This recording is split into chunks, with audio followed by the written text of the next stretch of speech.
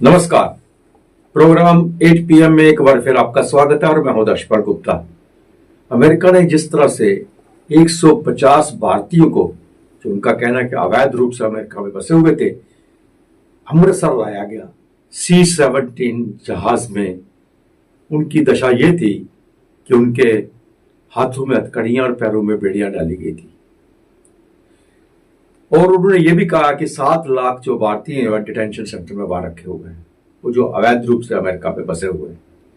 अब इस बात को लेके भारत में भी ये मांग उठ रही है कि भारत के अंदर भी जो अवैध रूप से रोहिंग्या, बांग्लादेशी और पाकिस्तानी रह रहे हैं, उन्हें भी बाहर निकाला जाए। आज जम्मू में शिवसेना उद्धव ठाकरे ने एक प्रोटेस्ट किया और मांग की कि सीमा हैदर जैसी बहुत सी औरतें भारत में, कश्मीर में रह रही हैं, उन्हें बाहर निकाला जाए, उन्हें वापस पाकिस्तान भेजा जाए, शेख हसीना को भी बांग्लादेश वापस भेजा जाए और उन रोहिंग्या, बांग्लादेशी और जितने भी गैर कानूनी तौर पर यहां भारत में फंसे हुए हैं, उनको वापस भेजा जाए। इस मांग को लेके जोर पकड़ रहे हैं और प्रोटेस्ट होना शुरू हो गए हैं। आयुष्मान कार्ड जम्मू कश्मीर के लोगों के लिए एक बहुत बड़ी देन थी प्रधानमंत्री की तरफ से, जिसमें आम आदमी उसमें इस बात का नहीं ध्यान दिया, चाहे वो गरीब है, चाहे अमीर है, चाहे जिसकी उम्र कितनी है या उसकी इनकम कितनी है, उसके बारे में कोई जिक्र। सभी के लिए ये एक ऐसा कार्ड था जो 5 लाख तक अपना मुफ्त इलाज करवा सकते थे, गवर्नमेंट और प्राइवेट हॉस्पिटल में भी। स्थिति ये पैदा हो गई है कि प्राइवेट जो हॉस्पिटल है, उन्होंने आयुष्मान कार्ड को एक्सेप्ट करना बंद कर दिया है, क्योंकि आयुष्मान कार्ड से जो गवर्नमेंट की तरफ से उन्हें पैसा आता है वो आ नहीं रहा है और प्राइवेट हॉस्पिटल जो है इलाज कर रहे हैं। पैसा ना आने की वजह से उन्होंने अब कह दिया है कि अगर सरकार ने 13 मार्च तक हमें हमारे पैसे नहीं दिए, जो इलाज उन्होंने किया हुआ है उनके पैसे उनको वापस नहीं आए, तो वो 13 मार्च के बाद आयुष्मान कार्ड जो है एक्सेप्ट नहीं करेंगे। ये तो एक भाग है। दूसरे भाग में यह है कि आयुष्मान कार्ड की कुछ बीमारियों पे एक लिमिट रखी गई है, उसको लेके भी सही मानों में आम लोगों का इलाज नहीं हो रहा। हालांकि बहुत बड़ी देन है, बहुत सी जगह ऐसी भी है जहां इस 5 लाख का इलाज हो सकता है, बहुत सी बीमारियां ऐसी हैं जहां जिसका इलाज भी हो सकता है और लोगों ने करवाया भी है, इसका फायदा भी उठा सकते हैं। लेकिन कुछ ऐसी भी है जिनमें जो आयुष्मान कार्ड लोगों को फायदा नहीं दे रहा। जैसा कि आंखों का ऑपरेशन कराना है, कैटरेक्ट है, कैटरेक्ट के लिए सिर्फ मोतियाबिंद जिसे कहते हैं, सिर्फ 7,000 रुपया रखा है और 7,000 रुपये में आपको लेंस भी देना है और उसका थिएटर चार्जेस भी है, नर्सिंग भी है, डॉक्टर की फीस भी है, सब कुछ है। अब 7,000 में आपको कितना बढ़िया लेंस मिलेगा, इसका अंदाजा आप खुद लगा सकते हैं। और ऊपर से प्राइवेट हॉस्पिटल को यह भी कहा गया है कि 7 से ज्यादा ओटी नहीं कर सकते। अगर 7 में से 3 उसमें से आयुष्मान वाले होंगे, तो ये बड़े बड़े हॉस्पिटल जो प्राइवेट हॉस्पिटल खुले हुए हैं, जिनका करोड़ों में खर्चा है, तो वो किस तरह से काम चला पाएंगे। और ऊपर से उन्होंने जितने भी ऑपरेशन किए हुए हैं, जितने भी उनके इलाज किए हुए हैं, आयुष्मान कार्ड के तहत जो लोग आते हैं, उनकी उन्हें पेमेंट नहीं मिल रही है, उनको पैसा नहीं मिल रहा है और परेशानी की वजह बनी हुई है। इसलिए उन्होंने फैसला कर दिया है कि 13 मार्च तक अगर सरकार ने उन्हें पैसे वापस नहीं दिए, उनको उनकी पेमेंट नहीं दी, जो जिनका इलाज आयुष्मान कार्ड से किया गया है, तो 13 मार्च के बाद आयुष्मान कार्ड को एक्सेप्ट नहीं करेंगे। तो आइए अब नजर डालते हैं आज के समाचारों पे। 5 दिनों की अविश्वसनीय ज्ञान साझाकरण और अभूतपूर्व गतिविधियों के बाद ग्रेटर नोएडा में प्रिंट पैक 2025 का 16वां संस्करण भव्यता और हार्दिक उत्सव के साथ संपन्न हुआ। पद्मश्री विजय कुमार चोपड़ा के आशीर्वाद से और भी अधिक असाधारण प्रिंट पैक 2027 की घोषणा ने माहौल को उत्साह और आशा से भर दिया। अध्यक्ष जयवीर सिंह के प्रेरक नेतृत्व में और उनके अथक प्रयासों और अटूट समर्पण के लिए पूरी IPAMA टीम को हार्दिक धन्यवाद दिया गया। उन्होंने कहा कि ये उल्लेखनीय यात्रा अभी इसकी शुरुआत है और आगे आने वाले समय में और भी बड़ी बड़ी उपलब्धियां हासिल होंगी। जैसे कहते हैं ना, हाथी के पांव में सबका पांव, तो टीम के हेड को प्रिंटर्स ऑफ इंडिया की तरफ से सम्मानित किया जा रहा है। सारे भारतवर्ष के प्रिंटर सम्मानित कर रहे हैं। साथ देने के लिए, जैसे कहते हैं ना हाथी के पाँव में सबका पाँव, तो टीम के हेड को प्रिंटर्स ऑफ इंडिया की तरफ से सम्मानित किया जा रहा है। सारे भारतवर्ष के प्रिंटर सम्मानित कर रहे हैं। अमेरिका की ट्रंप सरकार की तरह भारत की मोदी सरकार को भी पाकिस्तानी महिला सीमा हैदर, बांग्लादेश के पूर्व राष्ट्रपति शेख हसीना और भारत में रह रहे सभी अवैध बांग्लादेशियों रोहिंग्यों को तुरंत बाहर निकालना चाहिए। ऐसा कहना है शिवसेना यूटी जम्मू और कश्मीर इकाई के अध्यक्ष मनीष साहनी का। पार्टी के प्रदेश अध्यक्ष मनीष साहनी के नेतृत्व में शिव सैनिकों ने शेख हसीना, सीमा हैदर को वापस भेजो, अवैध रोहिंग्यों बांग्लादेशियों को निर्वासित करो लिखी तख्तियां लेकर जोरदार प्रदर्शन किया। जो है बीजेपी भी लगातार दावा करती है, हो हल्ला मचाती है चुनावों के दौरान अवैध बांग्लादेशियों के ऊपर, रोहिंग्यों को लेकर, मगर चुनाव खत्म होते ही वो जो है तमाम चीजें ठंडे बस्ते के अंदर चली जाती है। देखिए देश के अंदर इस समय अगर 2007 का आपको आंकड़ा बताऊं तो उस समय 1.2 करोड़ बांग्लादेशी जो है वो भारत के अंदर अवैध रूप से रह रहे थे। आज इसका आंकड़ा लगभग 2 करोड़ को छू चुका है। वही बांग्लादेश हिंदुस्तान के अंदर 36 का आंकड़ा होने के बावजूद इंडो बांग्लादेश के अंदर जो है आपसी सीमा जो है वो 856 किलोमीटर ऐसी है जहां पर तारबंदी नहीं की गई है। यानी उनको न्योता दिया जा रहा है कि आओ और यहाँ पर आके हमारी सुरक्षा के अंदर सेंध लगाओ। अति संवेदनशील अगर जम्मू कश्मीर की बात करें तो यहाँ पर भी लगातार जो है रोहिंग्यों का, अवैध बांग्लादेशियों का आंकड़ा जो है वो बढ़ता जा रहा है। लगातार पुलिस के पास उनके कोई बायोमेट्रिक्स नहीं है, पुलिस के पास कोई इनका रिकॉर्ड नहीं है। बड़ी आसानी से ये लोग जो है अपराध को अंजाम देते हैं और अंडरग्राउंड हो जाते हैं। हमारी मांग है प्रधानमंत्री माननीय नरेंद्र मोदी जी से, देश की एनडीए सरकार से, कि अमेरिका से कुछ नसीहत लें और देश से भी जो अवैध रूप से बांग्लादेशी रह रहे हैं, जो रोहिंग्या रह रहे हैं, इनको जो है भारत से डिपोर्ट किया जाए। निशा गुप्ता के निर्देशन तले महिलाओं पर हो रहे अत्याचार को लेकर डोगरी शॉर्ट मूवी घरेलू हिंसा आज रिलीज की गई।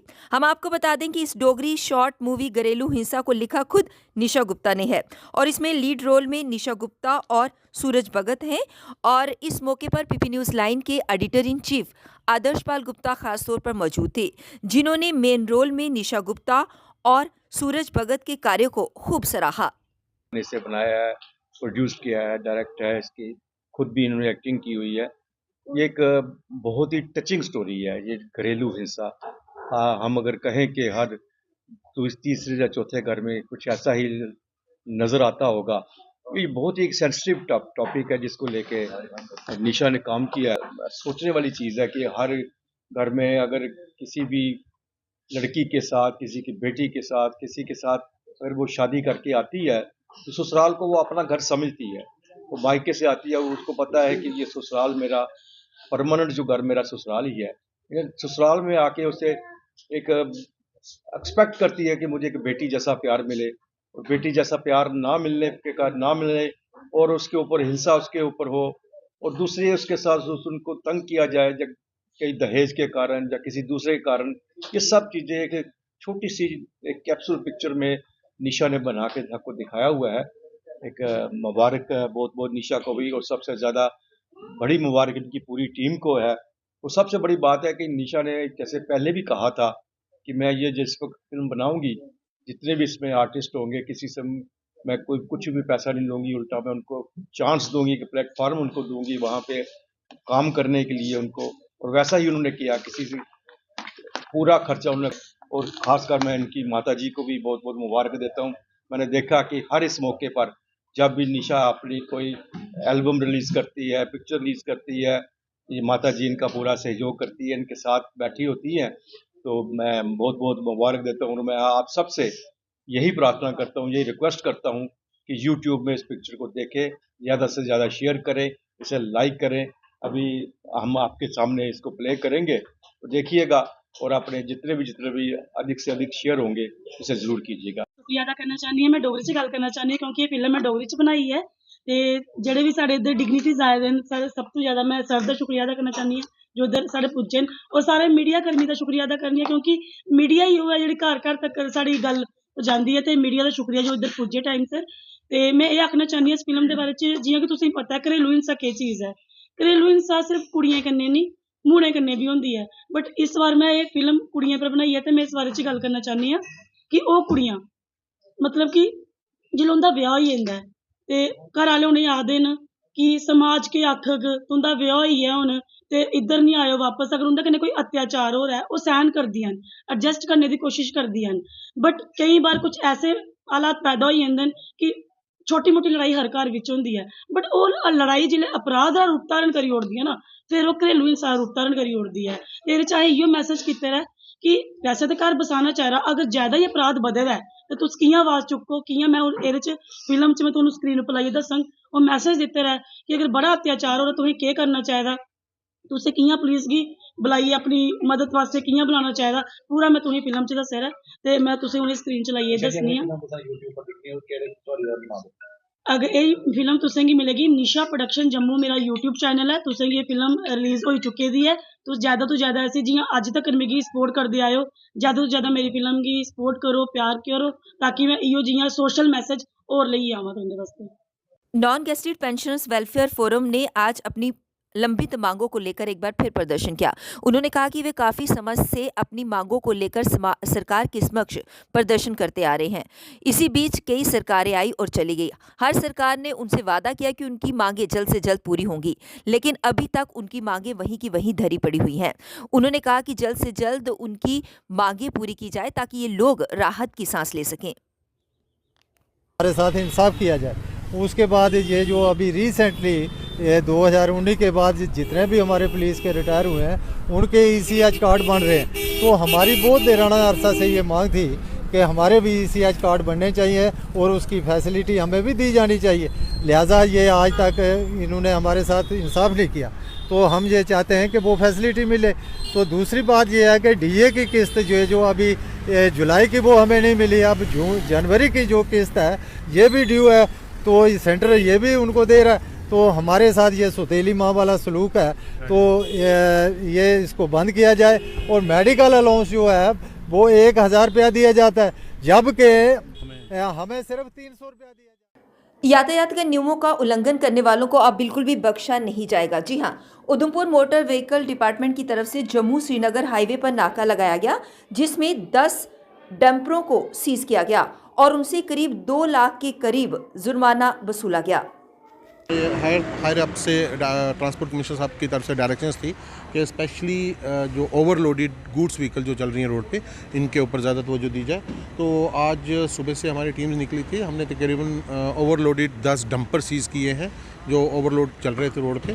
तो इनका भी फ़ाइन तकरीबन 10 गाड़ियों का तकरीबन 2 लाख रुपये फ़ाइन बनता है, वो अभी ये जमा करवाएंगे अपना फ़ाइन, और आने वाले टाइम के लिए इनको नसीहत दी गई है कि ये ओवरलोड ना चले रोड। उधमपुर जल जीवन मिशन कॉन्ट्रैक्टर्स एसोसिएशन द्वारा आज जल शक्ति कार्यालय के बाहर एक शांतिपूर्ण विरोध प्रदर्शन किया गया, जिसमें उन्होंने लंबे समय से लंबित पड़े फंड्स रिलीज करने की मांग की। ये इंजीनियरों ने और ठेकेदारों ने मिलकर काम किया है। आज हालत हम लोगों की ये बन गई है, पिछले 6 महीने से हम लोगों को कोई पैसा नहीं मिल रहा है। और सबसे बड़ी बात यह है कि जो एक कॉन्ट्रैक्टर के साथ मैं आपको यकीन दिलाना चाहता हूँ, जो मजदूर पेशा है, जो वेल्डर हैं, मजदूरी करते हैं, जो हमारे साथ काम कर रहे हैं, अगर उधमपुर डिस्ट्रिक्ट में 50 ठेकेदार काम कर रहे हैं तो एक ठेकेदार के साथ कम से कम 100 लेबर काम कर रही है। 100 लेबर का मतलब है 5, अगर 50 ठेकेदार जहां काम कर रहे हैं तो 100 का मतलब 5000 जो मजदूर हमारे साथ काम कर रहे हैं। आज उनकी हालत इतनी दयनीय हो गई है क्योंकि आने वाला जो कल है, बच्चों के पेपर हैं, बच्चों की फ़ीस उनके पास नहीं है, वो चला रहे हैं हमके पास आके हमारी फ़ीस दी जाए, नहीं तो हमारे बच्चों को पेपरों में बैठने नहीं दिया जाएगा। हमारी हालत आज ये बन गई है कि हमारे पास 1 रुपया नहीं है।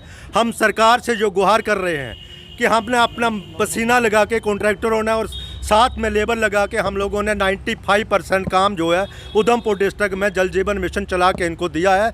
मैं गुजारिश करना चाहता हूँ, अफसरों से भी गुजारिश करना चाहता हूँ, सरकार से भी गुजारिश करना चाहता हूँ, और हमारे जो लेफ्टिनेंट गवर्नर हैं उनसे भी गुजारिश करना चाहता हूँ कि हम नहीं चाहते कि डिवेलपमेंट रुके। कल 8 बजे फिर आपसे भेंट होगी, तब तक इजाजत दीजिए। नमस्कार।